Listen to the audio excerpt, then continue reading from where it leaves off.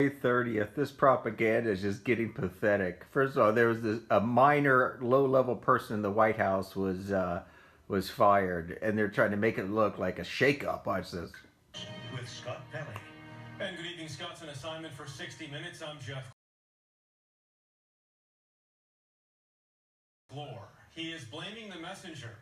President Trump's communications director is out. Oh my God! Shake up and shake out at the White House. The president's agenda is shake up and move. White House in chaos. The president is trying to change that. Chip Reed begins our coverage. White House Communications Director Michael Debunking. Who? You ever heard of him before? No, that's because he's a nobody.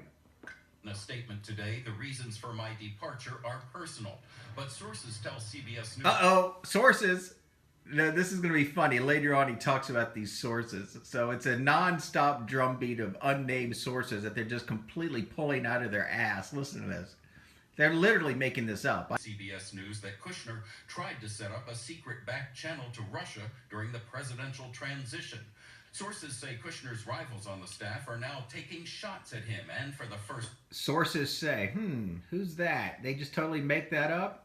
Time, there's a sense in the White House that Kushner is, quote, vulnerable. Quote, who are you quoting? You're just making this shit up. President Trump, though, is said to value Kushner's work, including his key role in last week's trip to the Middle East. And Mr. Trump is well known for putting family bonds first. Today, Mr. Is that fucking news or opinion? Trump pushed back against recent negative stories in a tweet, saying, "It is my opinion that many of the leaks coming out of the White House are..." The reason that the president is frustrated is because there's a perpetuation of false narratives, a use of unnamed sources over and over again about things that are happening that don't ultimately happen, and I think that is troubling. The irony here is that many of those unnamed sources work right here in the White House, but Jeff, they refuse to let us use their names because they're afraid of what the president might do to them if he finds out who's talking. Oh, you mean the president might prosecute them or fire them for illegally leaking information, as he should? How dare him? How dare you, Mr. Trump? You're a bad guy. Tonight, and sources telling ABC News. Sources telling.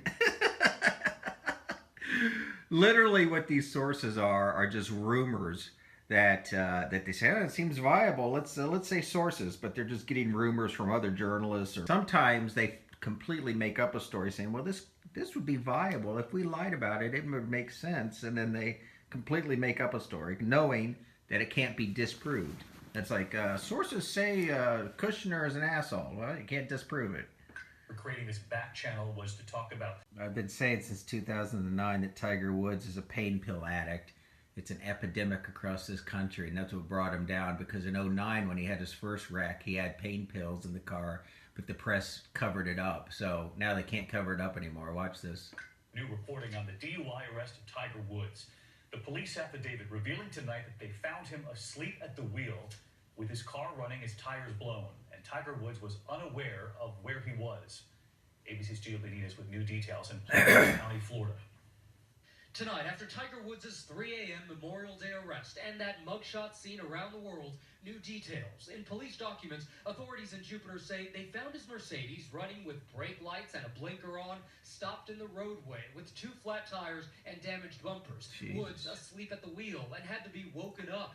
That his speech was extremely slow and confused. He did not know where he was. Woods had back surgery in April, and he told police finally, almost 10 years later, proof he's taking pain pills.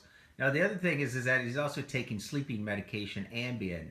Now, that is indicative of the fact that he's a total junkie, because, remember, Michael Jackson had to hire a full-time quack to give him propofol to sleep because he took so many opioid pain pills. So the fact that Tiger is having to mix Ambien with Vicodin means he can't sleep, which means he takes a lot of this shit. multiple prescription drugs, including Vicodin, and when agreeing to a breathalyzer, he blew triple